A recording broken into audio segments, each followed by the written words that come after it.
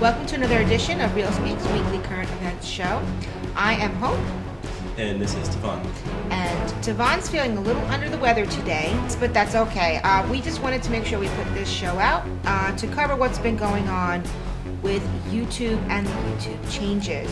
So we'll call this one Massive YouTube Changes Are Coming and Everyone is Freaking Out. This is about COPA, and we're going to explain what that is, what the changes are, this deadline of December 10th, other issues such as if your video is commercially viable or not, and just to kind of explain why everybody's freaking out. So okay. I've done a lot of the research, and I'm just going to kind of walk Tavon through what I found out so that he can kind of he can learn along with everybody else, right?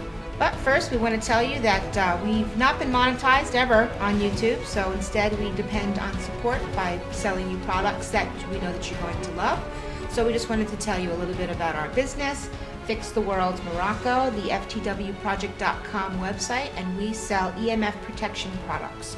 All of these are handmade by Tavon and myself. Worldwide shipping is included, and we've got all different sorts of things such as phone shields, sleeping pods, pyramids to grid your property, necklaces, jewelry, and all sorts of homemade, handmade products. Also, let's have Tavon tell you a bit about our book, Forbidden Tech. Right, our book, Forbidden Tech, is a labor of love. Over 2 years of making the book, it is basically a culmination of our research. Among the many topics covered in the book, you'll learn about free energy, patents, political scandals, murders, cover-ups, engineering basics, cars that run on water, surveillance, gang stalking, energy weapons, and the viable solutions to protecting yourself against them. We've cut out all the fluff and brought you right to the heart of the matter. Now we have some specials. You can have the instant digital download for $9.99, and that's the digital book. Also, you can download the audio instead, the audio book. So basically, we've read every single page of the book, so that if you're on the go and you're in the car, you're in a plane, traveling, you can listen while you're traveling. And then we also have the full video course, commercial free, for $19.99, which includes the PowerPoint presentation. Then we have the printed book that you can get from Amazon. And we've been selling a bunch of these books lately. Yeah. People have been really enjoying them, and we feel so honored to be able to put all the information that we've acquired in our line of work in one book, and people have been really getting a lot from it, especially people who have been dealing with things like being a targeted individual, electronic harassment, gang stalking. People really do benefit a lot from this book by understanding the technology that goes on behind it. Yeah, also even if you're into like renewable or alternative energy, we have cover a lot of technologies and patents there for you to look through.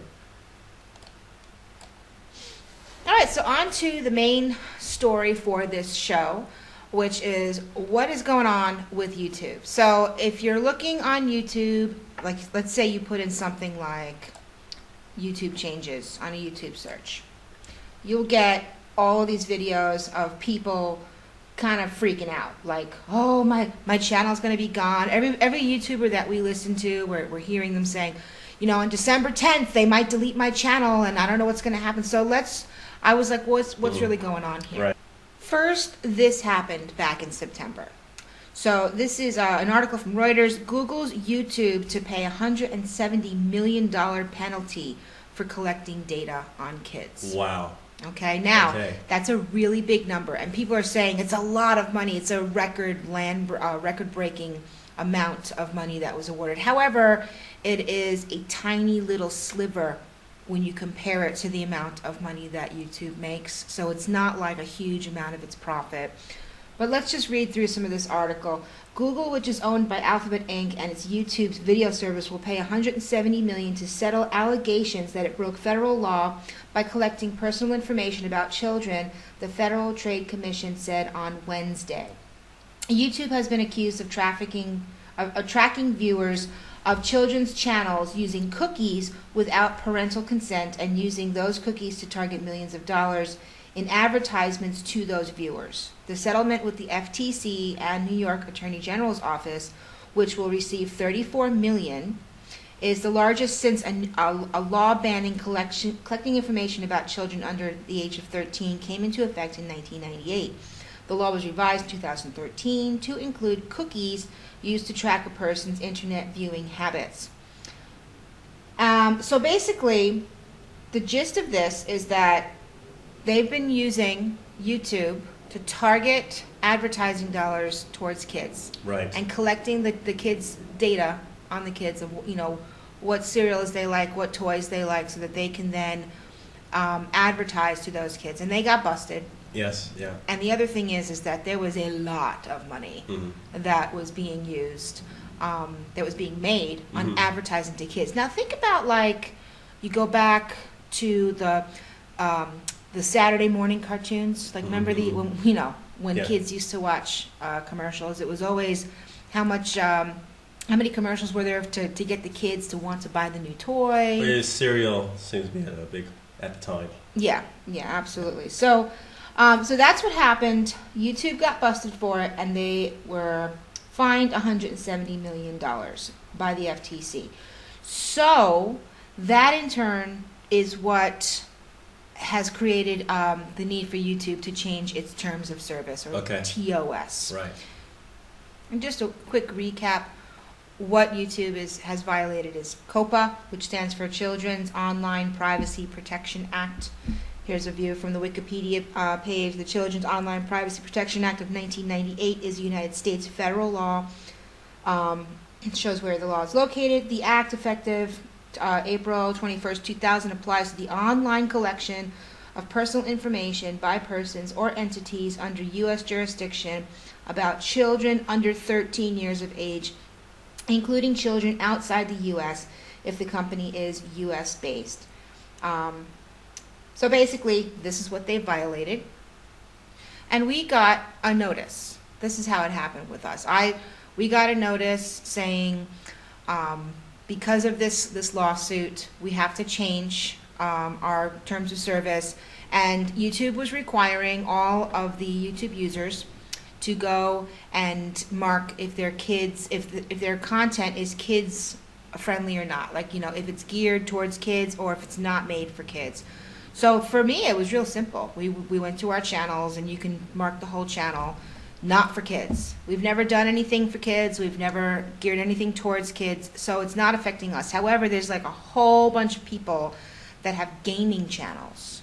Right. And they're freaking out because it's games. They're playing games, and it's not really for kids, but it might look like it's for kids. And also, there's a lot of people that are making a lot of money on YouTube ad revenue still, even though during the adpocalypse, when like all of the a whole bunch of channels got demonetized, but there still are people left that are making money on YouTube, and so a whole other wave of channels are going to get demonetized as a result of this particular violation of what YouTube has to do.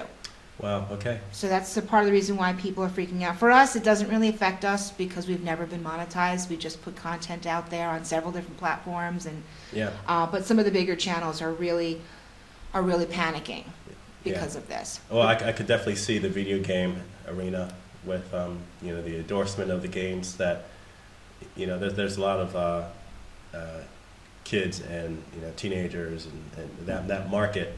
A lot of it is heavily dependent on the reviews and who they follow on YouTube when it comes to them playing through a game. So I can see that impacting channels like that.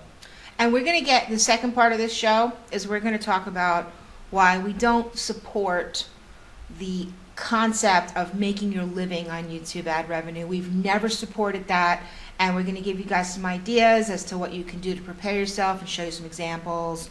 But we do not support that because it's not stable, and you don't know where the money's coming from. Yes, yeah. And stuff like this happens. And ultimately just can't depend on a single platform nowadays. Absolutely. So now we're crossing over into this. This is the newest thing. If you type in YouTube commercially viable, right? Because when YouTube had to change their terms of service as a result of this fine. Right, so basically they have to have some way of making up, I think, for the $170 million that they have to pay in a fine. And then on top of the $170 million, they're also going to be doling out an additional $100 million to kids channels to try, over the next 3 years, to try to make up for this huge loss of revenue, because all of these channels are going to be demonetized if they're geared towards kids, because they don't want to even go near violating this law again, right? Yeah. But as part of these new terms of service, which all start on December 10th, they have this clause called commercially viable. If it's not commercially viable, then, well, this is from Zero Hedge, so let me just read this. Zero Hedge says, this is obvious censorship. YouTube is planning to silence those who disagree with the political ruling class and have taken sides. Speaking truth to power is now borderline criminal. The censorship continues. Content creators everywhere are starting to panic about an upcoming policy change over at YouTube that threatens to eliminate all accounts and channels on the Google-owned video platform that are deemed to no longer be commercially viable. In the account and suspension termination section of YouTube's terminations by YouTube for service changes guidelines, the company explains that as of December 10, 2019, YouTube may terminate your access or your Google's account access to all or part of the service if YouTube believes in its sole discretion that provision of the service to you is no longer commercially viable. In other words, if you have a YouTube channel that YouTube employees decide isn't profitable enough for Google, then the company has now granted itself the option to completely shut down your account without warning or consequence. There you have it. So, and then it goes on to say this is what it means. What this means is that YouTube content creators who've built their entire livelihoods around the platform are going to need a backup option in the event that they end up being terminated. One such option is Brighteon.com, which you can sign up for here. And then it says it also means that YouTube has created for itself yet another legal loophole to continue targeting channels that disseminate politically incorrect content, which YouTube has been trying to silence from its platform for at least the past several years. So let's discuss this for a second. Right. Because this whole thing started because of a fine with COPPA violations around kids content. But now it's morphed into they'll use it to target any channel to shut you down if you're not considered viable. So you see this mix of videos where some people are saying it's all about COPPA, let's explain what COPPA is and what you can do to make sure that you're COPPA compliant, and you know, which we are, by the way, all our channels, we've done all the steps, and we're not really too concerned or worried.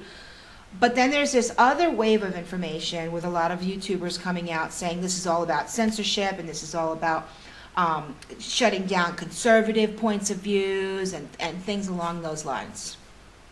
Yeah, I guess ultimately, again, it's like what we said, you just can't depend on a single platform. You have to change how you communicate online. If it's a business, then you have to get familiar with growing mailing lists again. Mm-hmm. In addition to using alternative platforms, you have to do all of them at the same time. But this idea of trying to just survive on one platform, no matter what it is you shouldn't do that. You shouldn't do that. I know YouTube was the most attractive thing because for years there have been a lot of success stories of people surviving on YouTube, but those days are over. Well, T, you and I, we have conversations privately all the time about this. Like, what is the future of YouTube? And we're seeing how there's all these different censorship things happening and people are leaving the platform, but then people, they try to leave the platform and they go to different places and there's just no traffic, you know, and people are still on YouTube, and you still get people complaining that I don't get notifications and you're shadow banned. But what do you see? Like, what's your opinion on where this whole thing can go? What kind of direction can this go in as far as the future of our world, of our cyber world? What's it look like for YouTube? Okay, so like the article that you just read was talking about there are other replacements for YouTube like Brighteon, right? And to be honest with you, we have actually done well with Brighteon. Yeah, you don't have the thousands and thousands of views, but you can go into a whole debate about the value of those views. Like some of our videos on Brighteon, yeah, we'll only get like maybe 30 views, but I tell you what, we'll have like 2 or 3 or 4 organic customers from those views. Mm-hmm. So for us, our view count in YouTube compared to a lot of other channels isn't that high anyway, but we still manage to get organic customers through the videos. Well, I was actually going to pull up our Brighteon channel here so folks can get a look at it.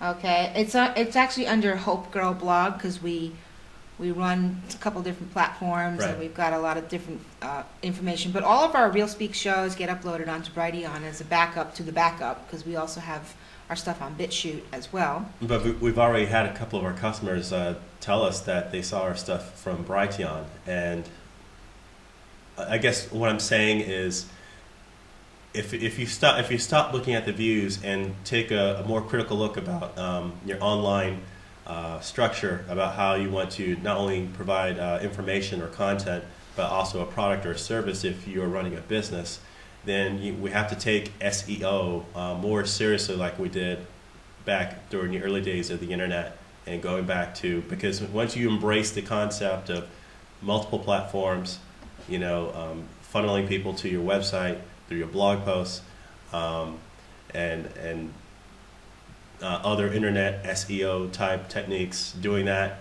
and growing your mailing list, most important, using these things to grow your mailing list and bringing them to your website, Mm-hmm. then that is how you're able to withstand this kind of stuff. Because to be honest with you, if you're just dependent on YouTube alone, it's actually a lazy approach. Yeah, you have to have control. You're literally waiting to your get own whacked. stuff. You're waiting to get whacked. Right, and I mean, for example, this is our channel here. Some of our videos get like hardly any views, but then all of a sudden one of them will kick off and kind of go viral in its own way. And our channel is relatively new. We've had it for a few months. Yeah, not that long. You know, not too long. But what Tavon's saying and what we want to emphasize is that the quality of the feedback that we get from the Brighteon audience is so much better, yes, than the quality that we would get from Rarely YouTube. do we get any shallow or, you know, like bot-like. Yeah, I mean, comments. there's been a couple of little trolly things on there, but for the most part, we get customers Yes. from Brighteon views. So it's like it might be 18 views, but it's like one of the customers from those 18 views is a real person that, and you know, it's a Yeah. real customer. Well, and not just customers, but real people that are followers that write us emails, and we have like correspondence back and forth. So the quality is just so much better. Yeah. And it's hard to look at a video that has very few views, but all of a sudden you're getting really good relationships from it with people that value the work that you do, versus putting it up on YouTube and it just, you know, it gets like tens of thousands of views, because we've had a few videos do that too on YouTube, but it's like it's a different candor. Not only that, we know that YouTube has a history of manipulating those numbers also. So. Yeah. So how do you know if they're real people? Exactly. You know, you look at some people's videos and it's like they have like 20,000 views on a video, but there's no comments, or there's very few comments. And these newer platforms don't have the resources or the algorithms to do that kind of manipulation. So, you know, they tend to be more genuine, I think. So again, to go back to the question I asked you, what does the future look like for YouTube? I would like to say that I see, with all of these fines and regulations and censorship, whether we as a people like it or not, I see YouTube actually being phased out, because people left TV to go to watch YouTube because YouTube wasn't mainstream. They wanted to get away from TV, so they left TV to go on YouTube. Now YouTube is turning more into mainstream, and it's more like TV. So they're going to leave YouTube to go to other places. So this is where we'd like to bring in some of our things. This is a little chart that I made a while back on the Hope Girl blog when I was doing some stuff there. This is our internal plan of how we're going to work around the censorship and how we're going to diversify and decentralize all of our content. So on the right there, we've got different alternatives to Facebook and Twitter. Platforms like Minds, Parler, and Gab, which we're on all three, right? Right. And then on the bottom, we've got the conventional platforms, which is YouTube, Twitter, and Instagram. We're on all three of those. And then up on the top left, we've got videos. These are alternative platforms for video sharing, alternatives to YouTube. And that would be Brighteon, Library, DTube, and BitChute. Now, we're not on Library and DTube yet. But we have started to build up a backup database on Brighteon and BitChute. Right. And what I'd like to say is that Brighteon, we don't get a lot of views sometimes, but then one of our videos will just kick off and go viral, and we'll get thousands of views and good customers like we were talking about. But on BitChute, surprisingly, we're getting a decent amount of views per video. Yes, on there's there. quite a bit of traffic on BitChute also. Yeah, there's a lot of eyes on BitChute. Now, the problem that you'll have with these is that they're not as search friendly Yes. as YouTube. See, that's the thing. YouTube is a really, really good search engine. So if you're looking for videos about how to can food or how to build a fireplace or, how to, you have keywords, it's really easy to find a whole bunch of videos that are relevant to what you're searching for. Whereas Brighteon's new, and BitChute is not as new as Brighteon, but it's like the searches are just not as friendly. Yeah, no. So you put in a search for something and you kind of get like this gobbledygook. Yeah. So it's kind of frustrating. You have to know what you're searching for.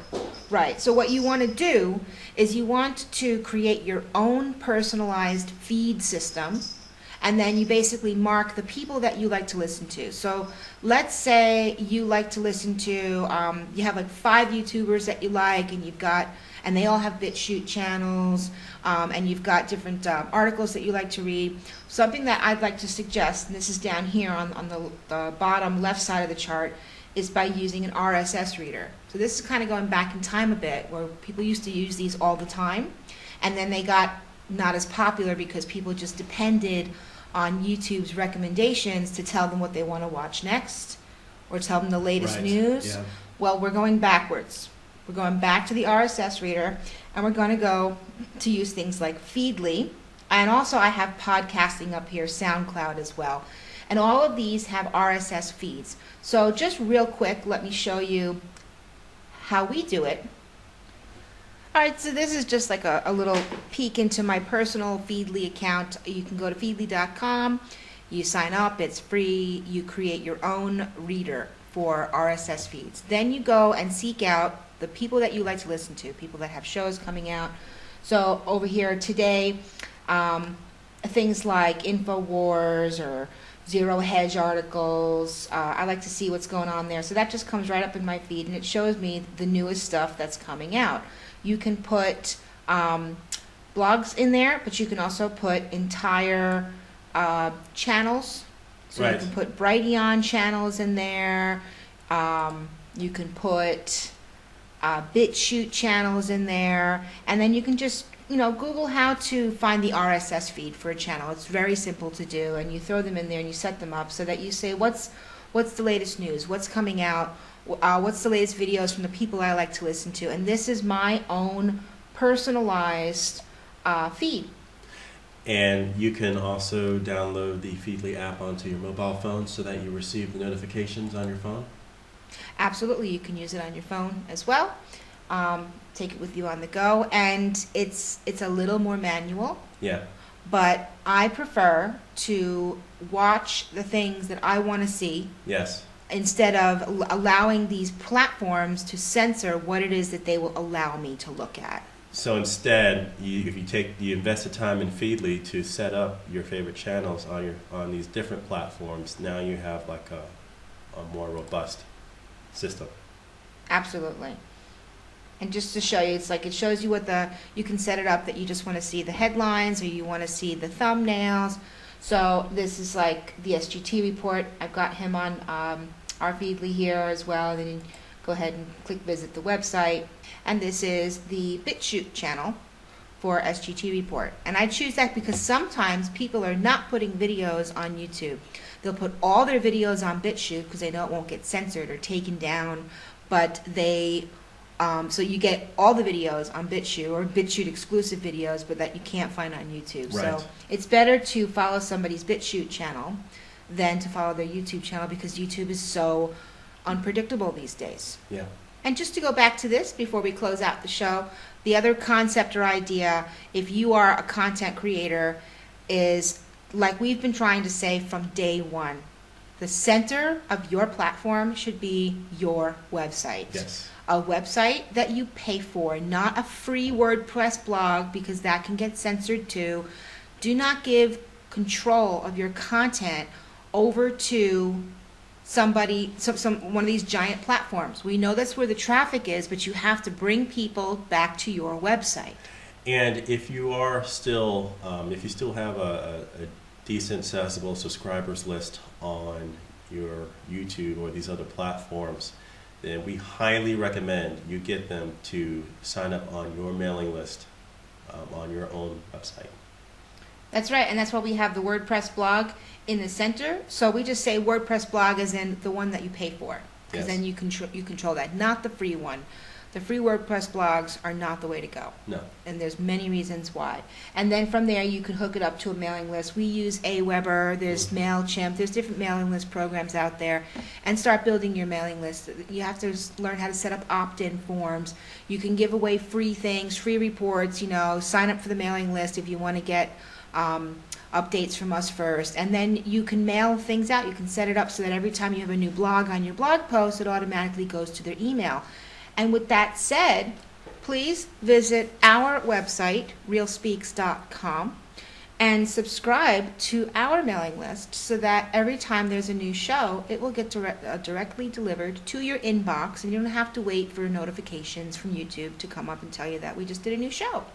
And please spread the message about this information that we try to put out to as many of your friends and family as possible. So tune in another couple of days. We have another 5G Watch show coming up. It's a continuation of what we did last time as far as talking about 5G energy weapons, except now we're going to go into more of the solutions. And with that said, thanks so much everybody for joining us this week on the Weekly Current Events Show for Real Speaks, and we'll see you next time. Bye, everyone.